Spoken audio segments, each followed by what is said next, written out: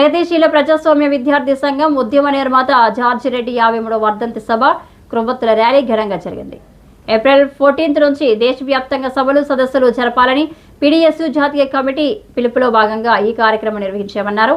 దీనిలో పీడీఎస్యూ రాష్ట్ర ప్రధాన కార్యదర్శి ఎస్ కిరణ్ కుమార్ మాట్లాడుతూ జార్జి రెడ్డి కేరళలో నిర్మించారని తెలిపారు. కానీ ఉమ్మడి ఆంధ్రప్రదేశ్లో తన ఉన్నత విద్య వరకు విద్యను అభ్యసించారని 1967 సంవత్సరం నాటికి ఉస్మానియా యూనివర్సిటీలో జార్జి రెడ్డి చేరేటప్పటికీ యూనివర్సిటీలో మహిళలపై ర్యాగింగ్లు, వెనుకబడిన వర్గాల విద్యార్థులపై దాడులు జరిగేవని, వాటిని ఎదిరించి పోరాడటంలో ముందు వరుసలో నిలిచారన్నారు.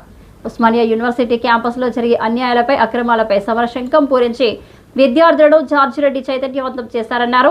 మతోన్మాద శక్తుల గుండెల్లో రైలులు పరిగెత్తించాడని ఆయన సేవలను కొనియాడారు.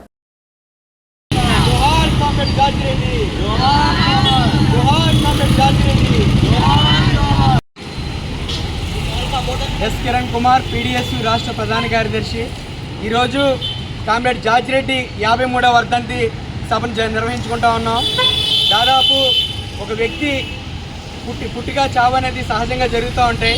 కానీ కామ్రేడ్ జార్జి రెడ్డి అనే వ్యక్తి ఉస్మానియా యూనివర్సిటీలో గోల్డ్ మెడలిస్ట్ అయినటువంటి కామ్రేడ్ జార్జి రెడ్డి విద్య అనేది అందరికీ సమానంగా అందాలని చెప్పి ఆ రోజు పెద్ద ఎత్తున నినాదాలు ఇచ్చి ఉస్మానియా యూనివర్సిటీలో పెద్ద ఎత్తున ఆందోళన చేయడం జరిగింది.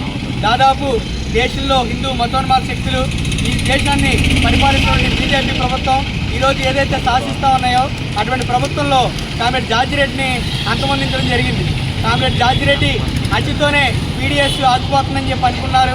కానీ కామ్రేడ్ జార్జి రెడ్డి మరణం తర్వాత దాదాపు 2000 మంది విద్యార్థులు ఒక సైన్యంగా బయలుదేరి కామ్రేడ్ జార్జి రెడ్డి శవాన్ని తీసుకుని మొత్తం ఊరేగింపుగా ఉస్మానియా యూనివర్సిటీ దద్దరిల్లిపోయే విధంగా చేయడం జరిగింది.